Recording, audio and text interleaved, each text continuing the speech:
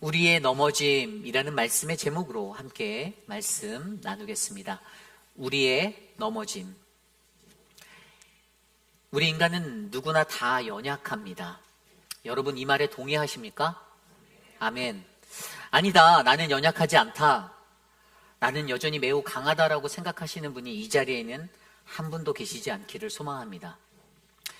인류의 역사 350만 년을 바라보는 역사학자들의 시간이 아닌 하나님의 창조 역사 6천여백 년의 시간을 바라보는 우리 인간은 늘 자신들 스스로가 강하다는 생각을 하며 살아왔습니다. 더욱이 그런 것이 인류가 가진 과학과 기술들이 날마다 눈부시게 발달하다 보니 인간은 스스로도 자만할 수밖에 없는 듯합니다. 요즘 세상은 어릴 적에 영화 속에서나 볼 수 있었던 상상 속의 이야기들, 그러한 것들이 현실이 되는 발전을 하고 있습니다. AI라고 불리는 인공지능이 현실이 되는 세상을 오늘 우리는 살아가고 있죠. 얼마 전 뉴스에서 인공지능으로 시뮬레이터 되던 군사용 드론이 자신을 명령으로 조종하는 인간 조종사가 그 임무 수행에 방해가 된다 판단하여 제거하였다라는 뉴스를 듣게 되었습니다.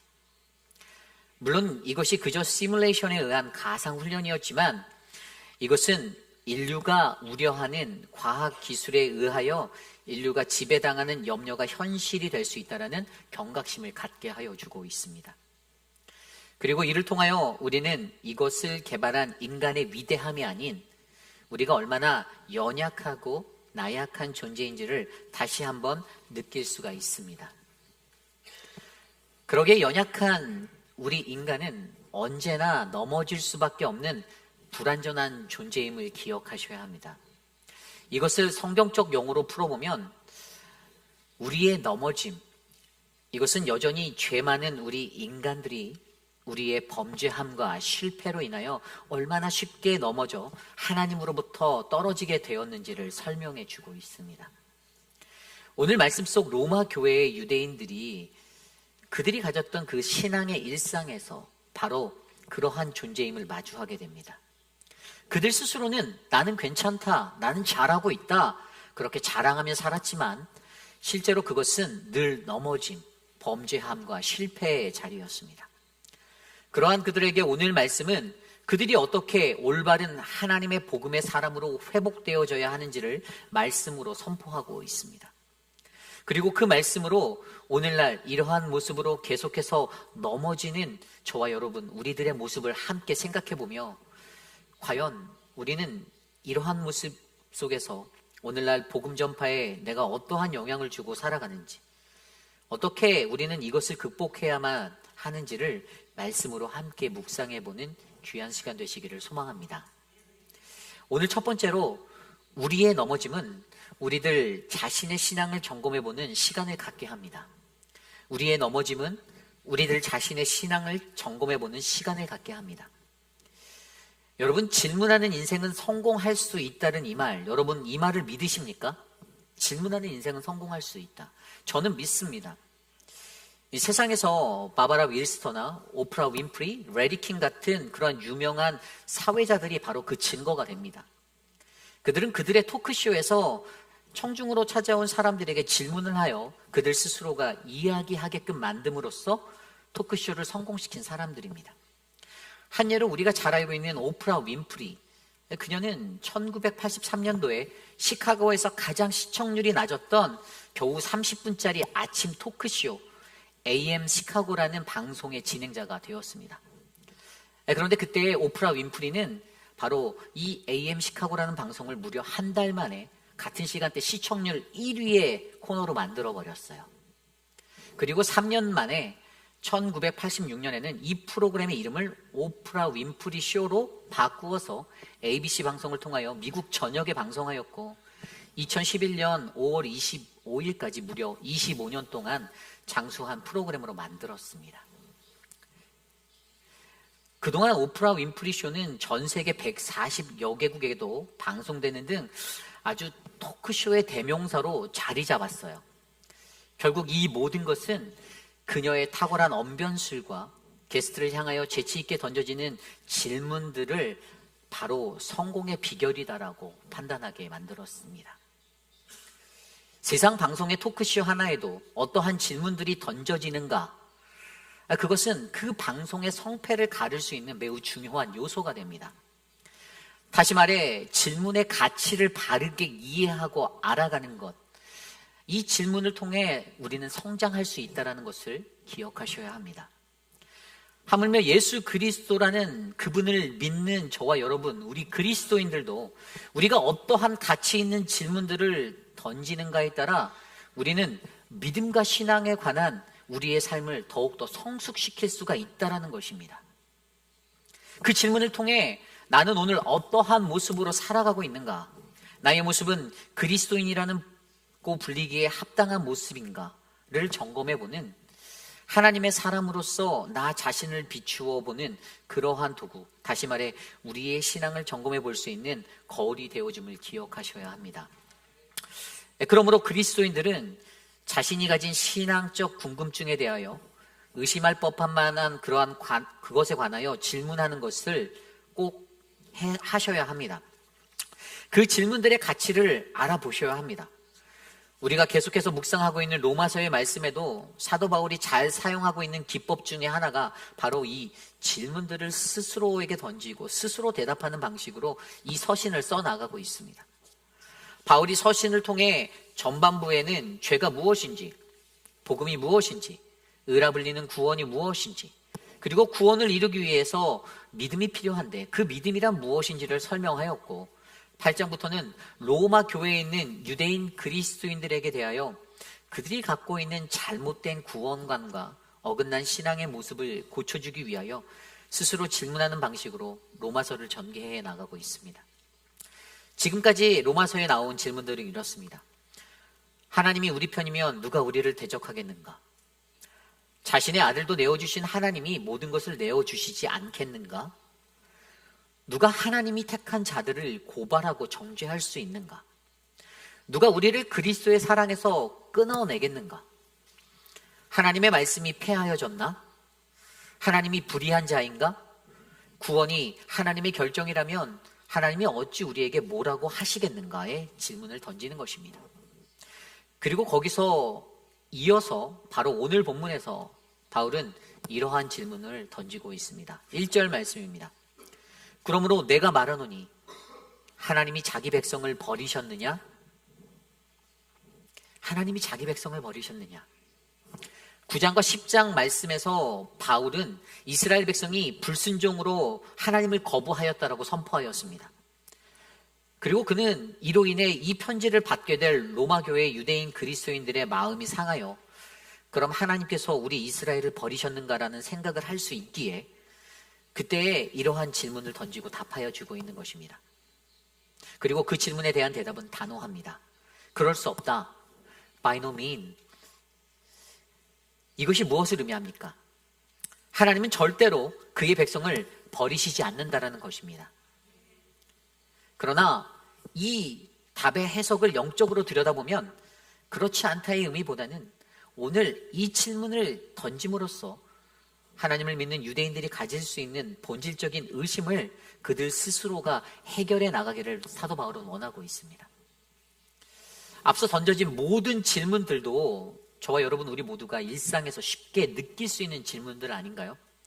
내가 힘들고 어려울 때 하나님이 나를 도와주시지 않고 침묵하는 것을 보고 하나님이 나를 버리시나? 라고 생각할 수 있잖아요. 듣는 말씀 가운데서 우리의 마음에 찔려오는 아픔으로 죄의식을 느껴서 나는 용서받지 못할 죄인같이 느껴질 때에도 하나님이 나를 미워하시는 건 아닌가라는 질문을 던질 수 있잖아요. 그분이 나를 버리시는 것이 아닌지 의심하게 되는 것. 그럼에도 불구하고 우리들 스스로는 이러한 영적인 질문들을 통하여 하나님은 여전히 온종일 두 손을 벌려 우리를 기다리시고 사랑하시는 분이심을 깨달아 알게 하시고 나는 여전히 날마다 죄 가운데 쓰러질 수밖에 없는 연약한 존재임을 깨달아 알기를 원한다는 사실을 기억하셔야 합니다. 그러므로 저와 여러분 우리도 우리의 일상에서 우리 스스로가 느끼는 신앙적인 갈등과 문제들 또 궁금증 그 고민들을 하나님께 그리고 우리 스스로에게 늘 질문하셔야 합니다. 아니면 목회자에게라도 찾아오셔서 질문하셔야 해요. 상담 받으셔야 합니다. 나와 하나님에 대해서, 나와 예수 그리스도에 관하여, 나와 죄에 대하여 이 질문을 던지셔야 합니다. 최근에 어느 한 성도님이 일하시는 회사가 갑자기 고용 정리를 하는 단계에 이르셨다라고 합니다. 그래서 그 일을 다시 하기 위해서는 처음부터 인터뷰를 다시 보아야 하고 다시 고용되어야 하는 일이 발생되었던 거예요. 자신이 그동안 열심히 일했던 것인데 어느 날 갑자기 이러한 통보를 받게 되었으니 얼마나 마음이 놀라셨겠습니까?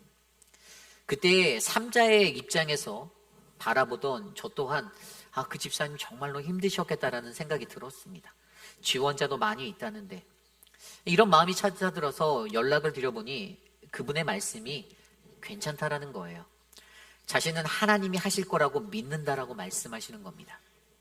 만약 그분의 믿음이 연약한 자의 믿음이었으면 도대체 왜 내게 이러한 어려움이 있냐라고 따져들었을 수 있는데, 그런데 그분의 반응은 그것이 아니었습니다. 정반대의 마음으로 새벽에 더 열심히 기도하시고, 원래 새벽 예배 나오시는 분이에요. 더 열심히 기도하시고 모든 것이 다 잘 될 거라고 바라고 믿는 그 믿음의 모습으로 오히려 더 견고히 서시더라고요. 저는 그분이 이러한 반응을 하실 수 있었던 것은 평소에 새벽자대에 나와 쌓는 일상의 영성, 그 무엇이든지 늘 하나님께 묻고 자신에게 물어 씨름하는 그 땀방울의 기도가 있기 때문이라 믿습니다. 오늘 저와 여러분 우리들의 모습은 어떻습니까? 그 넘어짐 앞에서, 넘어질 수밖에 없는 절망적인 상황 속에서 하나님과 나 스스로에게 질문하며 나가고 계십니까? 아니면 될 대로 되겠지라는 모습으로 그냥 살고 계신가요? 미국의 심리학자 중에 권위자인 또 작가인 앤서니 라빈스라는 사람이 있습니다. 그의 책 내 안에 잠든 거인을 깨워라 라는 이 책에 그는 이 질문에 관해서 이렇게 설명합니다. 질문은 우리가 상상하는 것 이상으로 강력한 도미노 효과를 유발한다. 우리가 부딪히는 한계에 대해 제기하는 질문은 비즈니스나 대인관계, 더 나아가 국가 간의 장벽이라는 삶의 장벽들을 모두 무너뜨린다. 나는 모든 인간의 진보가 새로운 질문에서 비롯된다라고 믿는다. 저 또한 모든 믿는 그리스도인의 영적인 진보도 바로 이러한 질문들로부터 시작된다라고 믿습니다. 저는 오늘 이곳에 계신 저와 여러분들이, 우리 모두가 이러한 질문들을 통하여 우리 신앙의 자리를 깊이 있게 견인하는 아름다운 신앙인이 되시기를 간절히 축원합니다. 이것이 오늘 말씀의 첫 번째, 우리의 넘어짐은 우리들 자신의 신앙을 점검해보는 시간을 갖게 합니다입니다. 오늘 두 번째로 우리의 넘어짐은 하나님의 은혜의 풍성함을 알게 합니다. 우리의 넘어짐은 하나님의 은혜의 풍성함을 알게 합니다. 오늘 말씀은 넘어진 유대인들에게 하나님의 풍성한 은혜가 그들과 함께 있음을 선포하고 있습니다. 로마서 10장의 말씀으로 이스라엘 그들의 불순종으로 말미암아 그들은 앞서 읽었던 11장 1절 말씀대로 하나님이 자신의 백성을 버리시는가라는 이 의심을 하게 되었던 것이죠. 하나님의 선민이라고 느꼈던 그들은 하나님께 순종하는 것에 실패했다라는 그 평가 앞에서 당연히 이런 질문들을 던질 수밖에 없었을 것입니다. 그러나 바울의 설명은 그럴 수 없다로 단호히 선포되어집니다. 하나님은 절대로 그런 분이 아니다라는 거예요. 특별히 1절 후반부에 자기 자신의 정체성을 드러내며 나도 이스라엘 사람이요 아브라함의 후손이며 베냐민 지파 출신이다라고 말합니다. 왜죠? 2절의 말씀에 나온 대로 자신과 같은 죄인의 모습의 사람도 하나님이 처음부터 택하여 자신의 백성을 버리지 아니하시는 분이심을 그 스스로가 믿었기 때문입니다. 그러면서 바울은 2절 이후에 구약의 엘리야를 통해 하신 말씀을 상기시켜 주시며 하나님의 은혜가 무엇인지를 설명해 주고 있습니다. 2절에서 4절 말씀입니다. 하나님이 그 미리 아신 자가 자기 백성을 버리지 아니하셨나니 너희가 성경이 엘리야를 가리켜 말한 것을 알지 못하느냐. 그가 이스라엘을 하나님께 고발하되 주여 그들이 주의 선지자들을 죽였으며 주의 제단들을 헐어버렸고 나만 남았는데 내 목숨도 찾았나이다 하니 그에게 하신 대답이 무엇이냐? 내가 나를 위하여 바알에게 무릎 꿇지 아니한 사람 7,000명을 남겨두었다 하셨으니. 아멘. 이 말씀은 열왕기상 19장의 말씀을 인용하여 사용한 말씀입니다. 엘리야가 갈멜산에서 바알과 아세라를 섬기는 거짓 예언자 850명을 상대하여 승리한 후에 그들을 모조리 다 멸하고, 그로 인하여 아합 왕의 아내 이세벨의 이세벨을 통해 죽음의 경고를 받게 됩니다. 그리고 그는 그것을 피해 유다 땅 브엘세바로 도망하게 되었죠. 그때 바로 그 엘리야의 삶이 바로 넘어진 자의 모습입니다. 넘어진 자. 그렇게 이세벨의 공포를 피해 도망하여 온종일 혼자 광야를 헤매이다가 아무 소망도 없고 그 어떠한 것도 할 수 없는 무기력에 빠진 그가 어느 쌀이나무 아래 죽기를 바랄 때 하나님은 한 천사를 통하여 그에게 말씀하여 주십니다. 방금 불에 구운 빵 하나와 물 한 병을 건네시며 엘리야야 일어나 먹어라 라는 음성을 듣게 되었죠. 그러나 엘리야는 그것을 먹고 마신 후에 다시 그 자리에 누워버리고 맙니다. 그런 그를 다시 만지시는 하나님이 다시 그에게 이렇게 말씀하십니다. 엘리야야 일어나 좀 더 먹어라. 내 갈 길이 너무 멀다. 엘리야야 너 지금 뭐 하는 거야? 너 지금 이럴 때가 아니야. 어서 일어나야 해. 힘을 내. 이겁니다. 그렇게 몸을 추스려 일으켜서 엘리야는 40일 주야를 걸어 시내산에 도착하였습니다. 그리고 그날 밤에 그곳에서 어느 한 굴에서 그날 밤을 보냈는데 그때 그가 다시 듣게 되는 하나님의 음성이 있습니다. 엘리야야 내가 무엇을 하느냐. 그리고 그때 대답한 것이 바로 오늘 본문의 말씀이죠. 엘리야가 이렇게 말합니다. 하나님 나는 주를 위해 열심히 일하였습니다. 그런데 이스라엘 백성이 주의 계약을 어기고 제단을 헐어버리고 모든 예언자들을 죽이고 고작 남은 자는 저 혼자인데 그들이 저 또한 죽이려 합니다. 주님 나는 아무것도 할 수 없습니다. 어찌해야 합니까? 그때 하나님의 말씀은 너는 나와서 내 앞에 서라였습니다. 너는 나와서 내 앞에 서라. 그리고 그가 선 그곳에서 그때 여호와께서 지나가시는데 무서운 강풍이 산을 쪼개고 바위를 부숴버리고 바람 가운데도 그는 계시지 않았다라고 기록하고 있습니다. 그리고 그 후에 지진이 일어났는데 그 지진 가운데도 그는 계시지 않았다라고 기록합니다. 또 그 후에 큰 불이 났는데 그 불 가운데서도 그분은 계시지 아니하였다. 그런데 그 불 후에 세미한 음성만이 들렸다라고 성경은 기록하고 있습니다. 그것이 엘리야야 어찌하여 내가 여기 있느냐. 너는 내 길을 돌이켜 광야를 통하여 다메섹에 가서 하사엘에게 기름을 부어 아람의 왕이 되게 하고 또 예후에게 기름을 부어 이스라엘의 왕이 되게 하고 또 엘리사에게 기름을 부어 너의 후계자가 되게 하라라는 음성이었습니다. 그리고 가장 유명한 말씀이 들려오죠. 사무엘상 19장 17절 18절. 하사엘의 칼을 피하는 자를 예후가 죽일 것이요 예후의 칼을 피하는 자가 엘리사를 죽이리라. 그러나 내가 이스라엘 가운데에 7,000명을 남기리니 다 바알에게 무릎을 꿇지 아니하고 다 바알에게 입맞추지 아니한 자니라. 아멘. 아무런 소망도 없고 빛도 없는 넘어짐, 그 절망의 자리에서 아직도 여전히 바알에게 무릎 꿇지 않은 7,000명의 남은 자, 동역자들을 말씀하여 주시며 하나님은 엘리야 그를 위로하고 계셨습니다. 여러분 이것이 은혜입니다. 아무런 소망 없는 엘리야의 인생에 절망과 막막함이 가득한 그 두려움의 삶에 하나님은 절대로 나는 너를 버리지 않을 것이다. 너를 혼자 두지 않을 것이야. 너는 혼자가 아니야를 외치며 오히려 그분의 하나님의 증거가 되어 남은 자를 통하여 내가 예배해 놓은 그 은혜가 임할 것이다 라고 말씀하고 계십니다. 다시 일어나라. 나아가라. 그렇게 외치시는 겁니다. 오늘 로마교회의 유대인들이 마주한 절망, 하나님이 이제 우리를 버리시는 거 아닐까? 이제 끝인가? 하나님이 우리를 버리시나요? 라는 이 절망 앞에서 바울은 동일하게 5절 말씀을 통해 이와 같이 지금도 은혜로 택하심을 따라 남은 자가 있다라고 위로하고 계십니다. 아니다, 그렇지 않다. 너희에게는 여전히 소망이 있다. 이겁니다. 왜죠? 하나님은 여전히 그들의 회복됨과 돌아옴을 기대하고 계시기 때문입니다. 그리고 거기에 그 은혜를 누리기 위한 가장 큰 한 가지 비결을 말씀해주고 계십니다. 6절이에요. 만일 은혜로 된 것이면 행위로 말미암지 않음이니 그렇지 않으면 은혜가 은혜되지 못하느니라. 아멘.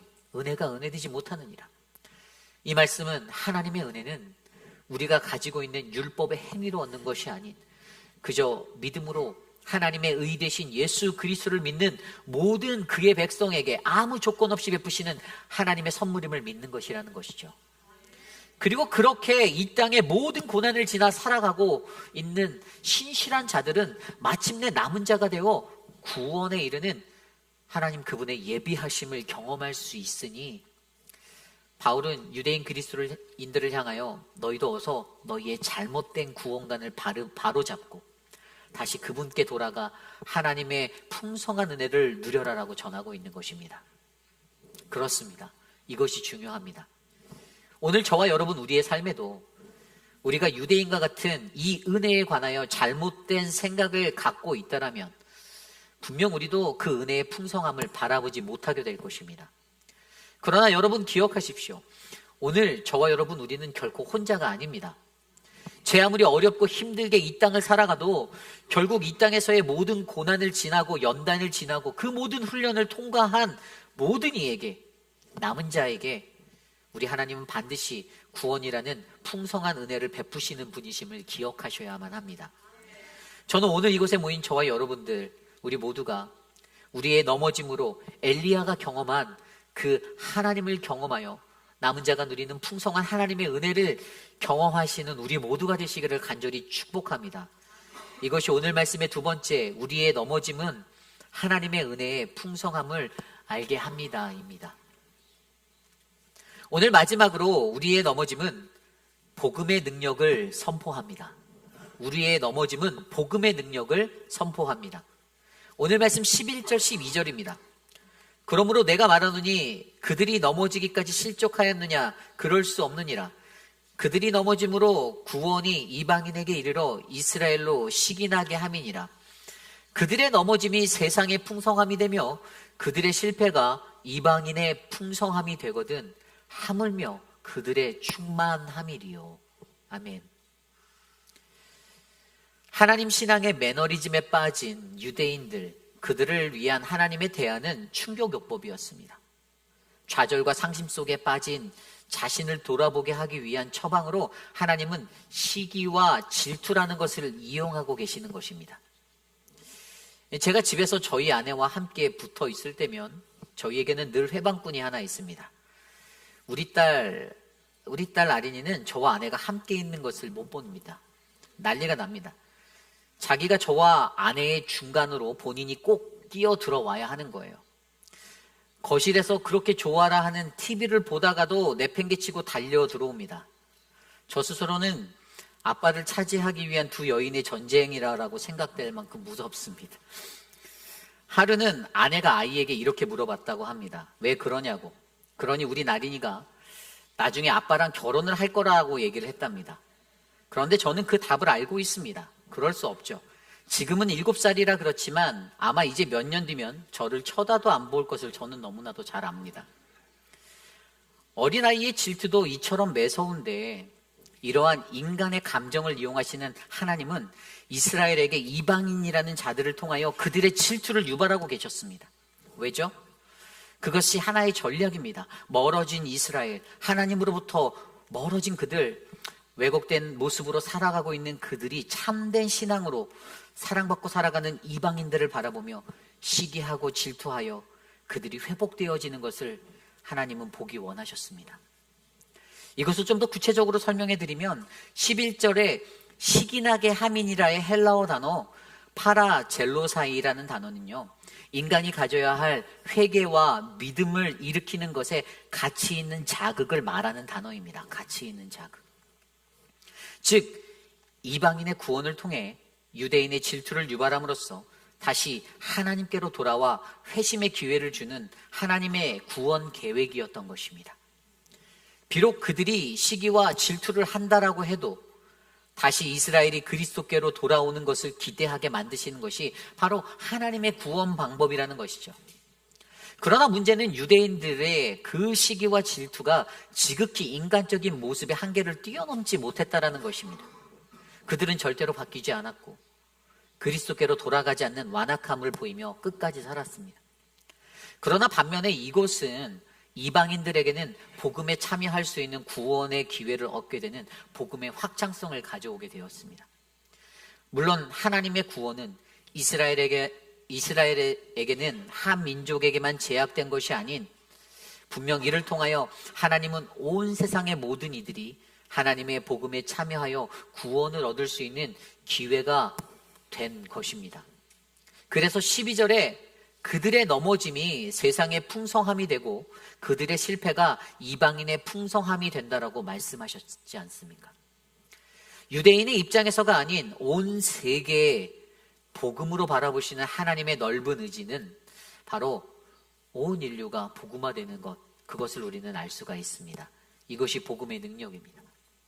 결국 오늘 하나님이 사용하신 이 방법이 유대인들에게는 너무 인간적인 방법인 듯 보일 수 있으나 실제로는 그들의 회심을 이끌어내기 위한, 그리고 복음을 확장하기 위한 복음의 능력이 되심을 우리는 기억해야 합니다.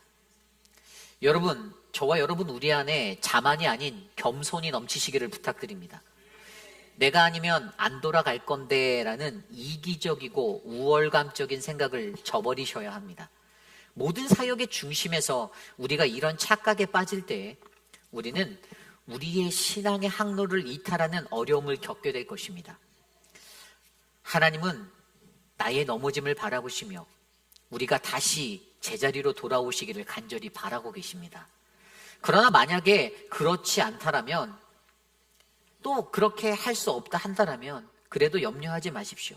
하나님의 복음은 오히려 더 크고 넓게 확장되어 멈추어지지 않는 놀라운 능력으로 다가올 것입니다.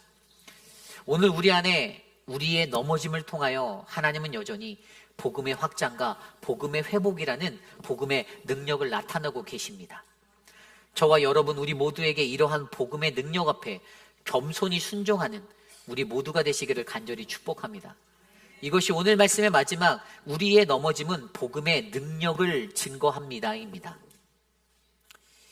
예전에 저희 아버지가 화원을 운영하신 적이 있습니다. 사찰 집사 하시기 전에 화훼업을 좀 하셨었어요. 그래서 비닐하우스에 이렇게 화훼들을 심어놓고 기르셨는데 그 비닐하우스 밖에 심겨진 키가 큰 등나무 3그루가 있었습니다.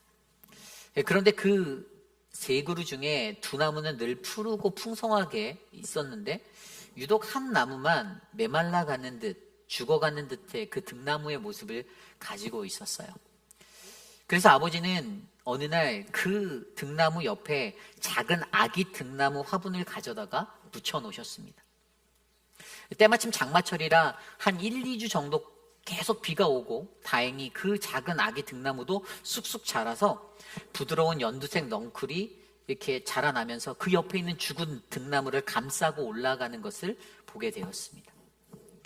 그런데 어느 날 저는 메말라 죽었다 한 그 키가 큰 등나무에 하얀 꽃이 피어나는 것을 볼 수가 있었어요.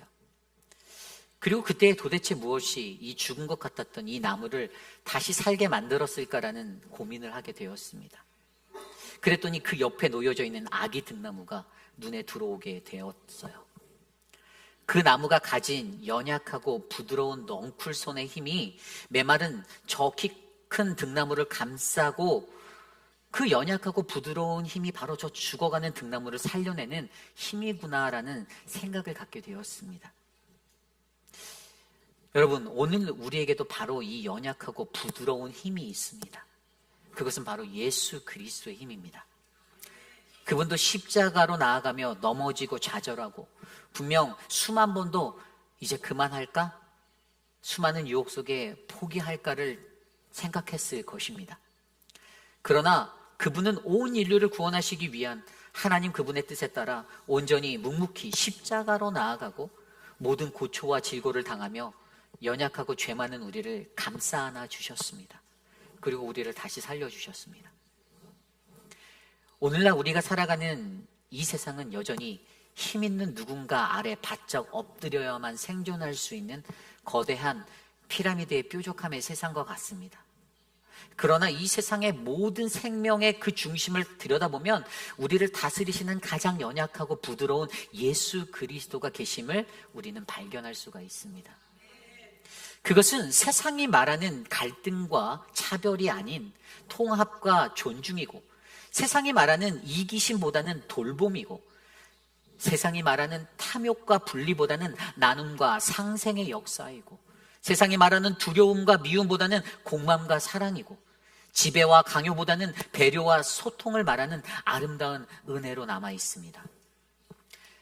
그리고 바로 그것이 예수 그리스도 안에 담긴 모든 믿는 이들의 신앙의 능력이 됨을 우리는 아셔야 합니다. 저는 오늘 이곳에 모인 저와 여러분들, 우리 모두도 이 연약하고 부드러운 힘, The Power of Vulnerability라는 예수 그리스도의 힘을 가지고 이 세상을 살아내시기를 소망합니다. 그 예수 그리스도의 힘으로 세상의 모든 생명을 가장 아름답게 세우시고 자라게 하시고 꽃 피워 열매 맺게 하시기를 간절히 기도드립니다. 이것이 바로 연약함의 힘, 연약한 힘이지만 진정한 변화와 진화를 가능하게 하는 모든 생명을 살려내는 힘이 될 줄 저는 믿습니다. 그래서 힘 있는 자 앞에서도 주눅들지 않고 힘없는 자 가운데서도 우쭐대지 않고 진정한 우리 자신의 내면의 빛 예수 그리스도를 따라 살아가게 하는 우리 모두가 될 줄 저는 믿습니다. 세상에 살아가며 우리는 너무나도 쉽게 넘어집니다. 그리고 우리는 그 연약함에 두려워할 때가 많습니다. 그러나 오늘 말씀은 우리의 넘어짐은 우리들 자신의 신앙을 점검해 보는 시간을 갖게 하고, 우리의 넘어짐은 하나님의 은혜의 풍성함을 알게 하고, 우리의 넘어짐은 복음의 능력을 증거한다라고 말씀하고 계십니다. 그리고 그것이 가능한 이유는 우리의 넘어짐은 우리의 연약함에 좌절하는 것이 아닌 바로 약할 때 강함 되시는 예수 그리스도로 말미암아 우리의 삶에 풍성한 은혜가 맺히는 것임을 기억하셔야 합니다. 여러분, 브라질에 있는 레인 포레스트에 사는 그 나비의 날개짓이 히말라야 산에 큰 사태를 일으킨다라는 그 이야기를 아시죠? 나비 효과라는. 우리는 연약하지만 우리의 작은 행동 하나하나가 이 세상을 참되게 변화시킬 수 있을 거라고 믿으셔야만 합니다. 저는 오늘 이곳에 계신 우리 모두가 바로 이 넘어짐을 이겨내고 승리하는 거룩한 주의 백성, 아름다운 휘빛 아닌 장로교회가 되시기를 간절히 기도드립니다. 그러한 마음으로 우리 모두 자리에서 일어나 이 찬양을 함께 부릅니다. 주여, 우린 연약합니다. 우린 오늘도 너무 힘겨워합니다. 한없는 주님의 은혜 온 세상 위에 넘칩니다. 주님만이 길이오니 우린 그 길 따라갑니다. 우리 함께 찬양합니다.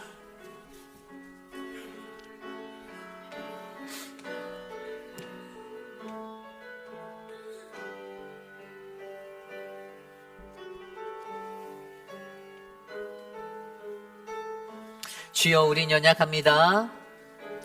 주여, 우린 연약합니다. 우린 오늘을 힘겨워합니다.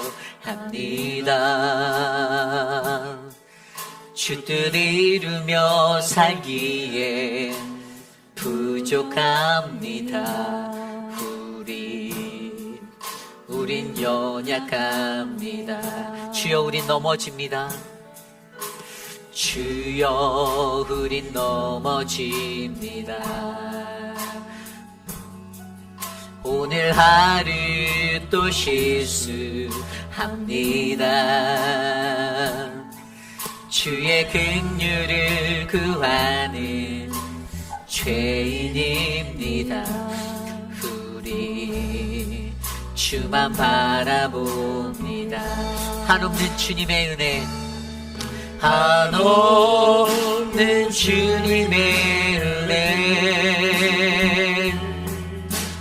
온 온 세상 위에 넘칩니다. 가릴 수 없는 주 영광 온 땅 위에 충만합니다. 주님만이 길이 오니 우린 그 길 따라갑니다. 그날에 우린 이루신 주는 완전합니다. 주여 우린 연약합니다. 주여 우린 연약합니다. 오늘 하루 우린 오늘을 힘겨워합니다. 주 뜻 이루며 살기에 부족합니다. 우린 연약합니다. 주여 우린 넘어집니다. 주여 우린 넘어집니다. 오늘 하루 또 실수합니다. 주의 긍휼을 구하는 죄인입니다. 우리 주만 바라봅니다.